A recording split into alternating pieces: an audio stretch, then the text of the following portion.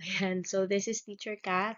Sorry, I won't be able to be with you physically, pero let's try to discuss the lessons pa din with these video lessons that I will upload and share to you for your further references. Okay, so our component for this quarter is about industrial arts. So the lesson one is about importance and methods of enhancing and decorating bamboo, wood, and metal products. So the scenario here, I will read, no? Mang Jose and Mang Tano are both bamboo craft makers.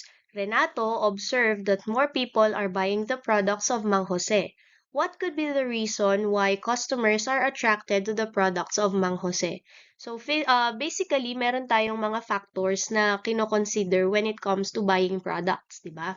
So kahit tayo as an individual, we are looking for much cheaper durable and high quality na produkto. So kung babasahin at iintindihin natin tong scenario ni Mang Jose and Mang Tano, makikita natin yung differences, no?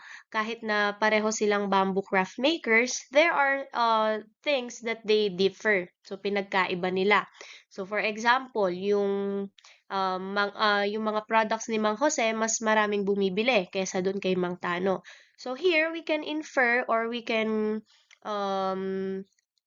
we can have a hint na baka mas mura or baka mas matibay, baka mas maganda yung mga products ni Mang Jose kaysa kay Mang Tano. So, ayun.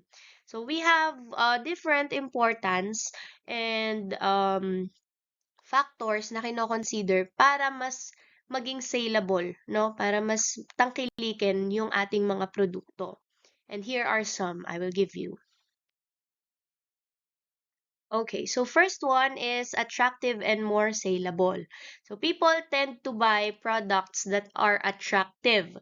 So once a product is enhanced and decorated, it is more appealing to the customers, thus resulting to more sales and profit. Finished products are more saleable to customers when enhanced and decorated. So una, 'di ba, syempre kapag bibili tayo ng mga produkto, titingnan muna natin yung itsura, 'di ba? Kung maganda yung product, ibig sabihin, mas mataas yung chance na mabili siya. Okay? So, when it comes to handling products or producing products, mas maganda yung ine-enhance talaga natin, dine-decorate talaga natin siya para mas maging saleable and profitable. So, katulad din dun sa scenario, siguro mas magaganda nga yung mga products ni Mang Jose, kaya naman mas tinatangkilik siya ng mga customers. Okay, next one, durable and more beautiful. Durability of the product depends on the materials used. We are rich of local materials in the community favorable for project or furniture making. So once a product is enhanced and decorated using innovative finishing materials, the product is more durable and will last longer. So second importance of enhancing and decorating the product is the durability, yung tibay. So, posibleng mas matibay din yung products ni Mang Jose kaya mas maraming bumibili. Kasi 'di ba kapagka tumitingin tayo ng products, bukod sa pagiging maganda, ang pangalawa talaga is the durability, kung matibay po ba yung produkto. So, enhancing and decorating can also enhance the durability of the product, lalo na sa mga wood crafts natin. So, mas tumitibay siya, mas tumatagal siya kapagka meron tayong mga finishing touches or finishing materials na inilalagay. Like for example, barniz. 'Di ba? Mas tumatagal yung material kasi mas kumakapal siya at mas ang tawag dito, hindi siya nakaka-attract agad ng mga insekto or ng termites, ng mga anay. Okay? So that is the second importance. Okay, the last one is profitable. Profitability of the product depends on the quality of the materials used, the workmanship and creativity of how it is done, and hard to satisfy the clients. Enhanced and decorated products also increase sales and bring more profit. Finished products that are enhanced and decorated would beautify the product itself. So, ibig sabihin, isa pa nating tinitingnan when it comes to producing and buying products is its profitability. So, kung swak ba siya sa budget, ganyan. So, kapag gagawa tayo ng materials, bukod sa pagagandahin natin, patitibayin natin, syempre, we will make sure na it is profitable, no? Hindi tayo malulugi when producing such products. So, iisipin natin yung mga materyales. Ito ba ay mura pero matibay? Yung mga ganong factors. So that kapag mura na, matibay na, tapos maganda pa, so more sales are uh going to your product, 'di ba? So we have here different methods of enhancing wood and bamboo products. So sa wood and bamboo muna po ito, hindi pa po siya sa metal. Magkaiba po kasi yung enhancements na ginagamit kapag wood at saka mga metal. So the first one is wood turning. So it is a process of using a lathe or lathe to make various forms and shapes of wood. So ganito po 'yon. Ganito yung okay. So sa wood turning process, ayan, gumagamit sila ng isang parang machine kung saan i-insert yung wood and then they will carve it out kung ano ang shape na gusto nila. So kapag naisalpak na nila yon dun sa machine, the machine will just continue to turn and then meron silang parang chisel, meron silang parang malaking screwdriver. Itututok lang nila yun doon and then automatically it will carve the wood. Okay, so that is wood turning. So the next method is pyrography, the art or technique of decorating wood or leather by burning a design on the surface with a heated metallic point. So ito gumagamit po sila nung parang ayan parang pangpaso na sobrang init niyan to the point na nagsusunog. Okay, parang nasusunog yung material na dinudot-dot. So this is the pyrography technique. Yan. So, mula dun sa drawing na dwarf ba yan or elf, yan, yung sobrang init na metallic point, dinudot-dot niya doon, parang nagtatato, yan, and then, it will leave a mark. Okay? It is so hot na nakaka-burn siya, pero hindi naman siya nakakapag-start ng fire. Yan. So, that is called the pyrography. Yan, pati yung mga minor details. Kaya niyang gawin. Then, shading. So, the next one is hand carving. So, ito yung feeling ko talamak, pinaka-common na makikita nyo when it comes to enhancing bamboo or wood products, no? Ito po yung pag-uukit.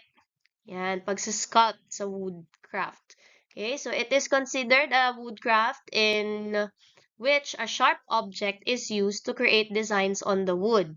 Chip carving knife, gouge, and chisels are used in this technique. So, meron tayong iba't ibang sizes, iba't ibang tools. Depende po sa kapal at design na gagawin natin dun sa wood. So, as you can see in the video, yan inuukitan yung wood. So, it may look so easy, pero kapag kayo na yung nagkukurba dyan, nag-uukit dyan, no? Depende dun sa kapal ng wood, yung dali ng kanilang pag-uukit. Yan. So, it is common sa mga doors, mga furnitures na wood, 'di ba? Kaya mas mahal po ang mga wood furnitures na may mga ganyang designs kasi mano-mano talaga 'yan. Ayan inuukit nila. Okay, so next is the flocking technique. Lines the interior of drawers and boxes with a soft, velvety finish. So, meron silang material dito na ina-apply doon sa loob. Usually, to sa mga drawers, cabinets, ayan, na ayaw nyo yung sobrang rough yung surface. So, it is the best enhancement na pwede nyong gawin.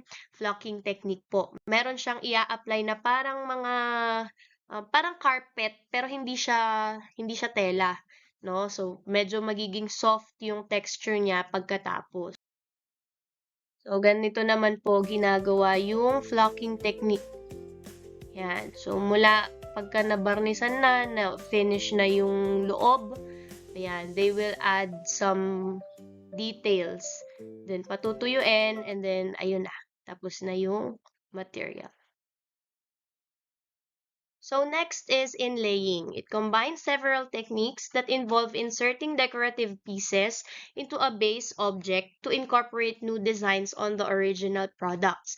So ito, meron kang separate na material na pag-uukitan mo, kukuhanan mo ng gusto mong design. And then you have the base object. Ibig sabihin yung mismong table or mismong furniture. Tapos uukitan siya, then ipe-paste mo yung inukit mo na material. It goes like this. So, ayan. Nag-start siya sa pagdodrawing ng gusto niyang design. Then, inukit niya. Then, to-trace niya dun sa base object. Tapos, uukitan niya. Lalagyan niya ng hukay para kumasya yung ginawa niyang piece. Yan. Hanggang sa mabuo niya yung isang buong design na ginawa niya. Okay.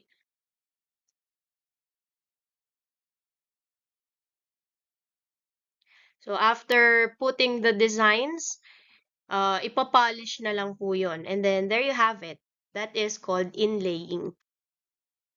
So, the next technique is gilding. So, it is a decorative technique in which powder is applied on wood or other materials to give a thin coating of gold. Method of this technique include gluing, chemical gilding, and electroplating or coating. So, gilding involves gold, okay, and powder. So, yung mga gold-plated natin na halimbawa mga picture frames or wooden items na may touch of gold, ang ginamit pong process dyan usually is gilding. So, it goes like this. Okay. So, dito, ang i-coat niya ng gold or ng touch of gold is a frame, picture frame. Yan. So, nakalagay dun sa video kanina, don't breathe. Ayan o, not breathing at this point. Kasi sobrang nipis niyang gold na yan to the point na pag huminga ka, pwede siyang lumipad. Okay? So, ayan. Ang tiyaga. Then, they will brush it out, mop all the gas, fills. Kasi once na nagbubbles po yan, madali siyang matutuklap. Okay? So, ayan.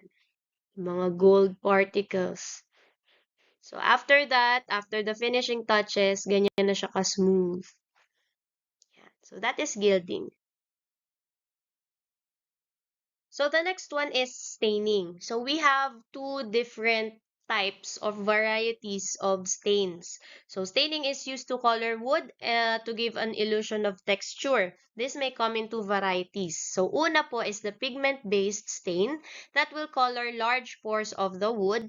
And then the second one is dye-based stain that will color small pores of the wood. So, dito sa video na ipapakita natin, mas makikita natin yung pinagkaiba kung alin ba dapat ang gamitin kapag large pores or mas malalaki yung bitak ng ating wood, and then the dye-based stain or yung mas smooth na surface.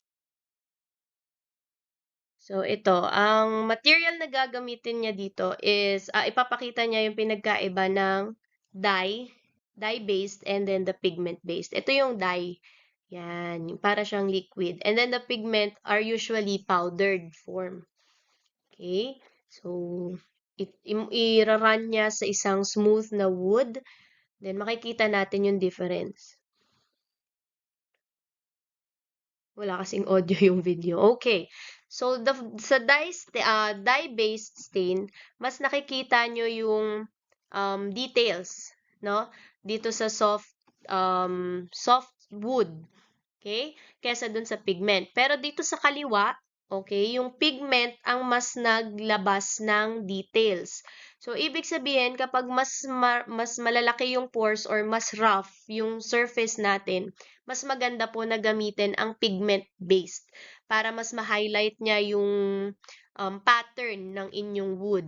Pero kapag smooth na siya, pag na-finish touch na siya, and then you are going to paint it or stain it, it is best to use dye-based. Kasi mas maliliit na yung pores nun. So, kung gusto nyo i-highlight pa rin yung pagiging wood finish niya, mas maganda po yung dye-based. Okay? Mas pino yung makikita yung mga parang stripes. Yan. Pero kung gusto nyo yung medyo malalaking parts lang, pigment-based po ang mas magandang gamitin. So the last method of enhancing wood and bamboo products is painting. So it is the simplest way of decorating wood since there are a variety of colors that you can choose from. One may also add a lacquer finish to make it shiny and glossy. So ito po yung pinaka-talamak and pinaka-basic na pwede nating gawing enhancement when it comes to woods. So kung makakakita kayo ng mga keychain, 'di ba, sa Baguio or sa Tagaytay, ayan, 'di ba mga wooden keychains 'yon? Usually they are painting.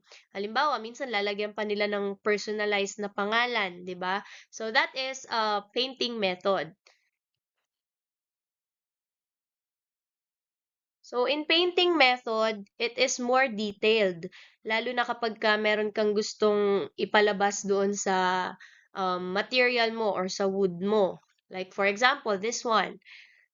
It adds all the colors that para ka nagpe-paint sa canvas. Yan. Hot air balloons. Okay. So it is the simplest way and then the easiest na pwede mong gawing enhancement sa woodcraft. So now, let's move on to the methods of enhancing metal products. Sa metal naman, merong mga paraan na medyo pinagkapareho sa woodcraft, pero iba yung tawag. Okay, like for example, engraving. So engraving is somewhat familiar or somewhat similar to hand carving because engraving it is transferring a design on metal using hardened steel tool called burin or graver to cut into the surface of the metal. So para siyang hand carving, no, kasi nag-uukit ng design doon sa material. Pero ang pinagkaiba nila, in engraving kasi, ang material natin is metal. Like for example, in this video. Ayan. So, ang base niya or ang kanyang material is coin. So, coin is an example of metal. So, nag-uukit siya ng design doon sa coin. So, detalyado din po ito, no? Kasi mano-mano niyang iniikot. Though meron tayong mga machines ngayon na pang-engrave, like for example, sa mga rings, sa mga singsing, na nalalagyan na nila ng pangalan, ayan. So, they are using machines or parang mga laser na when it comes to engraving.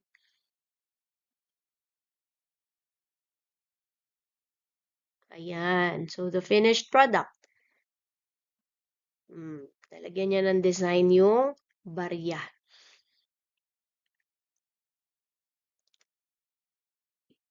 The next one is etching.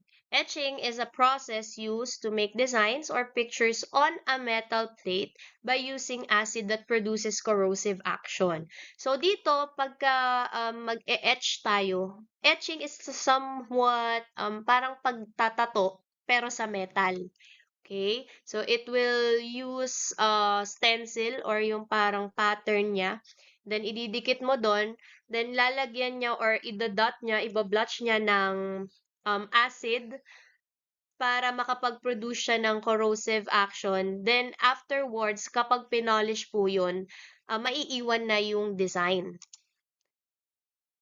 Okay, so in this one, ayan, yun yung stencil niya, yung blue. Medyo mabilis lang kasi yung video.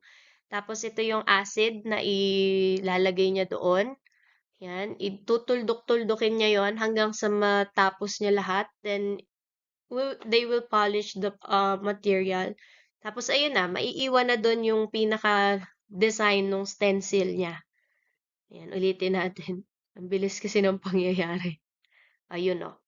So, after nung pagtutuldok niya nung parang, di ba na parang cotton buds na malaki, Yun, nilagay niya doon. So, naiwan na ngayon, nagmarka na yung design, and then it will pour the acid, tapos ipopolish nila, lalagyan nila ng color, kung anong color yung gusto, pero usually it is black, for brass black. And then they will polish. Tapos, ayun na. Ayun. Okay, so that is called etching. So the next one in enhancing metal products is metal enhancing media. So ito po ay mga metal paints, markers, and antiquing kits to give color to the metal product. Metal paints may be applied using a brush or spray. So ito wala na tayong video dito kasi ito naman yung common na ginagamit na natin for enhancement sa mga metal. Yung mga paints lang po yan, and then markers. And then the last one is texturing and embossing. In this technique, you will need a hammer, metal, stamps, stencils, and other materials to create imprints on the metal. It is somehow kapareho ni, anong tawag dito? Ni etching. Pero, ang ginagawa po dito is stamping lang. Hindi mo nakakailanganin ng ibang acids. Okay? Para magmarka yung stencil mo. Ito, automatic kapag ginamitan mo na siya ng paint or ayun, ng material mo like stamp, automatic siyang didikit. At ito, medyo nababakbak. Pero syempre, you have to add a finishing touch para hindi siya ganun mabakbak agad. Okay? So, that is our lesson number 1. So, that sums up our lesson number 1. Okay, so we have here our activity. So all you have to do is to arrange the scrambled words to form the correct word through its meaning. Okay, so number 1, that's the scrambled word. So it is a measure of whether a product will appeal to buyer and sell to a price range or to generate profit. So ito po yung basihan. Okay? Kung yun bang produkto nyo ay kabenta-benta or hindi. So ano pong tawag doon? Next, number 2, it is introducing new idea, original, and creative thinking.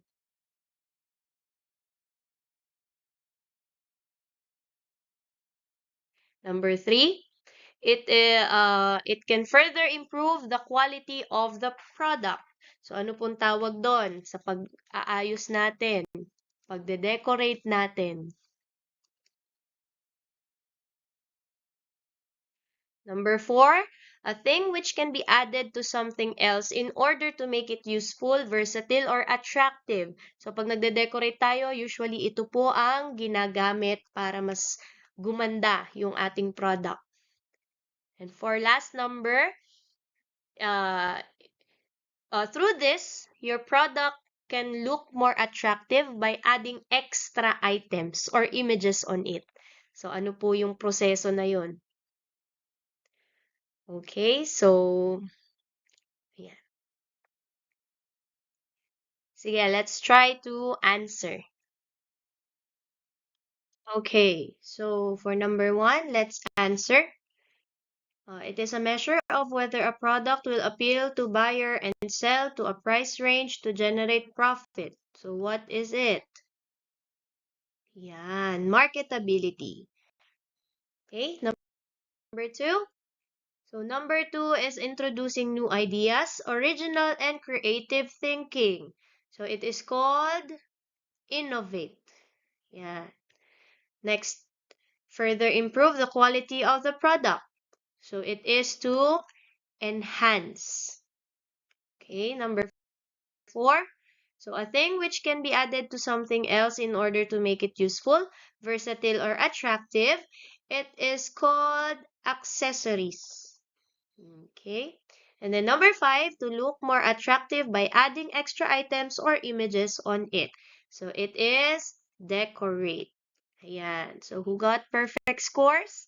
Yeah, very good. Sige, pakita nyo po yan sa akin when we have our face-to-face encounter. Okay? Enjoy! Bye! Thanks for watching!